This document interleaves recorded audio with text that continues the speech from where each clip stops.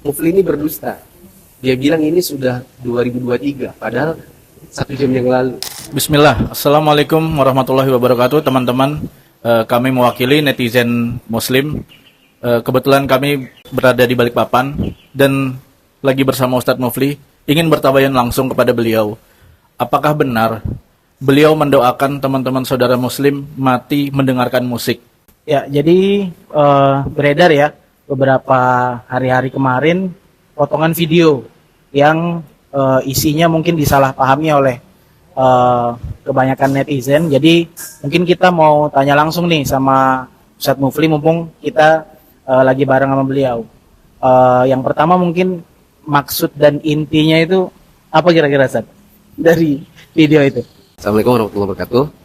Teman-teman yang dirahmati Allah, baik yang menyimak secara online maupun teman-teman yang tabayun offline, jazakumullah khairan. Sebenarnya Anda itu maju mundur ya untuk mengklarifikasi atau menjelaskan hal ini. Sebagian ustadz-ustadz yang bahkan senior itu ada yang dorong, Ustadz Mufli, antum harus berikan penjelasan supaya ini tidak dikonsumsi nanti sampai berbulan-bulan bahkan sampai tahun-tahun mendatang. Karena kalau antum diam saja, nanti orang kira itu benar. Sebagian yang lain bilang, Ustadz Mufli, antum ini bukan yang pertama yang dipotong-potong seperti itu. Sudah banyak kok ustadz-ustadz yang senior yang sudah lebih duluan daripada antum. Video mereka dikonsumsi masyarakat dalam kondisi terpotong-potong dan tidak sesuai esensi. Jadi adalah let them go gitu aja.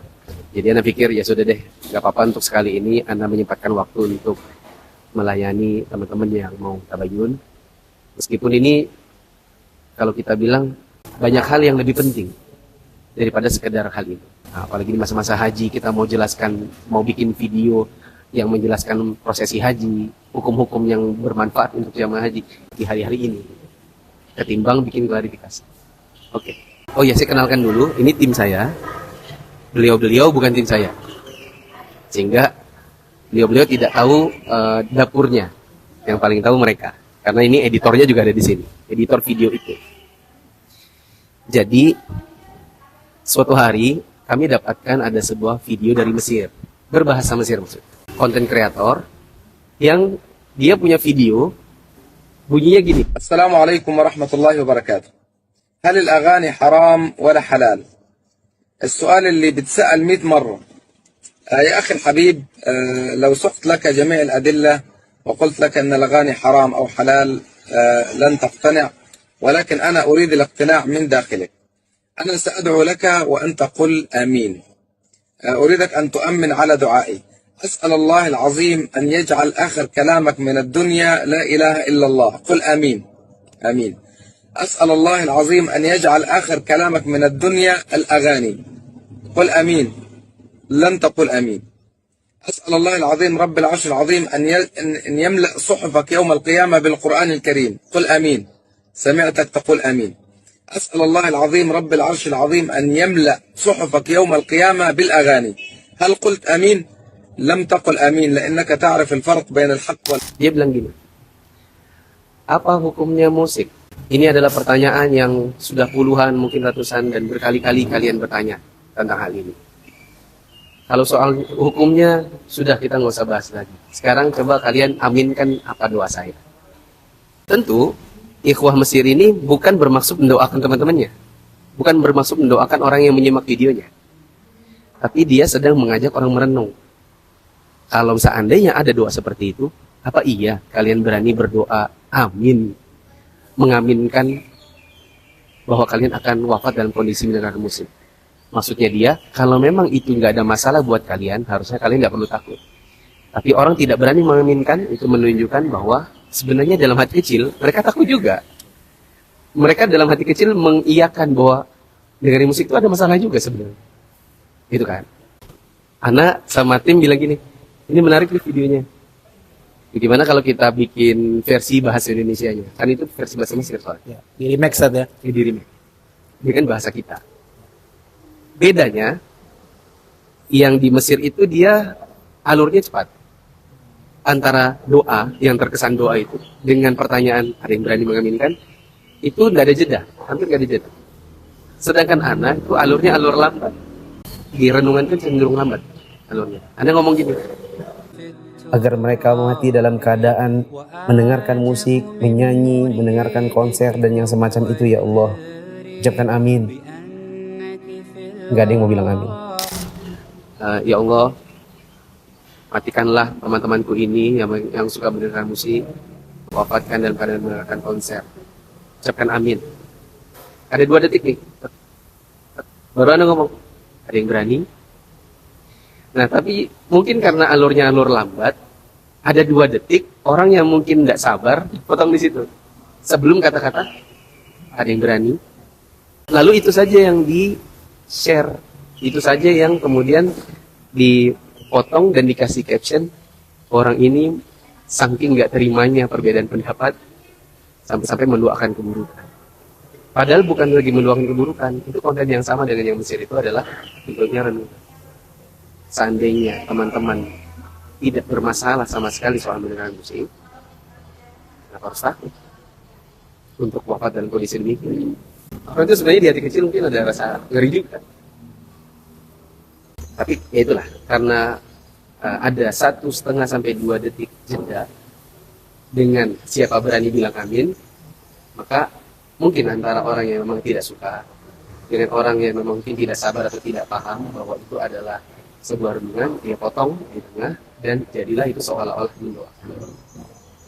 Jadi Ustaz, videonya itu sendiri sebenarnya kapan rilisnya Ustaz? Karena di video TikTok yang beredar itu, di TikTok Muspli Safitra 1 jam yang lalu Ustaz. Iya. Iya, Anda juga dapat ini, orang kayak detektif gitu ya.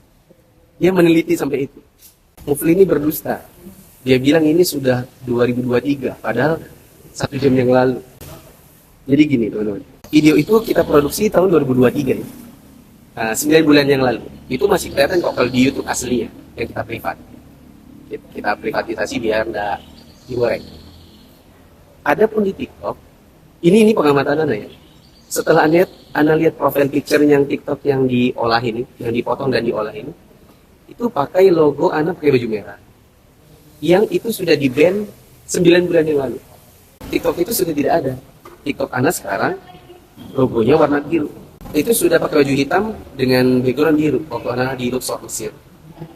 Sedangkan yang pakai baju merah, yang logo yang sama persis dengan Facebook anak, dengan YouTube anak, itu 9 bulan lalu di-ban oleh TikTok. Sepertinya kalau anak tadi diskusi sama tim ini, kayaknya kita itu punya settingan privasi TikTok kita itu video bisa di-download.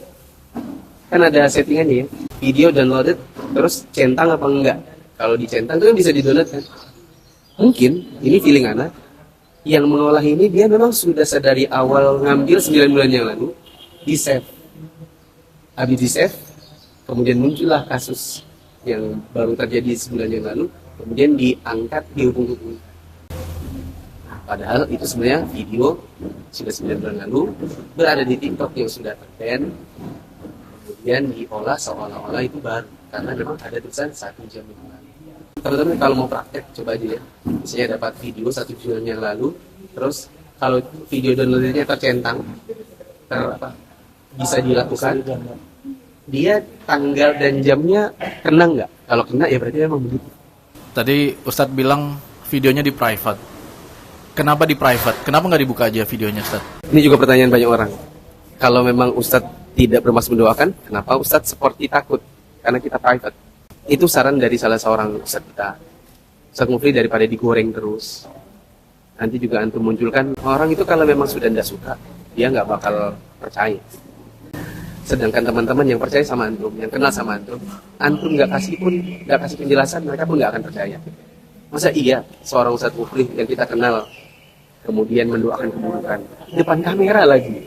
Seandainya nih ya, seandainya Anda melakukan itu betul-betul di depan kamera, doain orang keburukan, ustadz-ustadz yang kenal Anda, kira-kira menurut antum akan mendukung atau malah menasihati Anda? Kira-kira yang mana itu? Pasti dinasihati. Pasti Anda dinasihatin.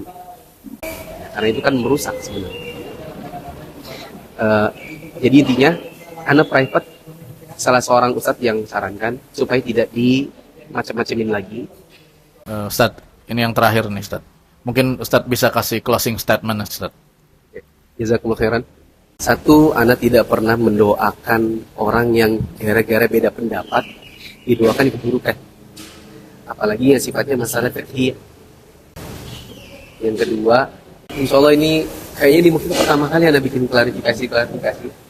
Dan insya Allah ke depan Anda nggak mau lagi. Karena kita ini tidak hidup di dunia entertainment misalnya. Entertainment itu supaya selalu eksis butuh dua, prestasi, sensasi. Berprestasi di bidang film, musik dan lain-lain, atau kalau kamu nggak punya prestasi, nggak punya karya, kamu bikin sensasi. Karena kita bukan hidup dari itu, kita ini dakwah cari pahala. Maka selanjutnya kalau nanti ada orang potong-potong, ya sudah, kita tawakal saja kepada Allah, berusaha untuk memperbaiki diri, mengevaluasi mungkin kalau ada yang salah ke depan. Nah, ya sudah. Yang ketiga, kita pengen dakwah tersebar supaya pahala kita juga tambah banyak. Tapi itu sebuah konsekuensi juga kalau nanti ada orang yang bikin konten dengan cara motong-motong dari keluar dari SN seperti tadi. Itu renungan kok jadi kayak doain. Itu dua hal yang berbeda kan. Seandainya pun itu terjadi pada kita, sudahlah kita lapang dada saja. Karena kita memang hidup di zaman tersebarnya video. Ada yang ngasih saran. Dia bilang, Ustaz, ke depan kalau bisa semua videonya Ustaz pakai timestamp. Ya, itu nanti mungkin insya Allah akan dibuat. Itu termasuk bagian dari evaluasi. Yang terakhir, teman-teman, terutama teman-teman yang Balikpapan seperti Akhwani dan Alfian kan karena mudah menghubungi, nanti tinggal ketemu di mana. Kalau ada hal-hal yang mungkin sekiranya antum merasa perlu tabayun, DM, insya Allah nanti dari mereka akan membantu menyampaikan ke Ana. Jadi kita janji, Ana insya Allah banyak waktu kalau ada orang mau tanya. Jangan kan cuma tabayun, nasihat pun. Ini kan mereka paham banget. Antum juga paham tentang Ana. Bahwa Ana itu orangnya open minded, sehingga kalaupun dinasihati, bahkan oleh orang yang mungkin murid, notabene seorang murid, Ana itu orangnya terbuka. Karena bagian dari pengembangan diri kalau kita itu mau mendengarkan kritikan orang. Adapun yang tidak mau tabayun, yang memang niatnya buruk atau ingin menjatuhkan, kita tawakal sama Allah sambil memaafkan. Ini saja teman-teman. Ya, demikian ya teman-teman pembahasan atau tabayun kami mengenai pertanyaan-pertanyaan yang beredar, dan mungkin selama ini jadi pertanyaan bagi teman-teman juga. Semoga apa yang disampaikan beliau juga bisa mencerahkan dan tidak lagi disalahpahami oleh sekian banyaknya netizen. Mungkin itu aja yang mau kita sampaikan. Assalamualaikum warahmatullahi wabarakatuh.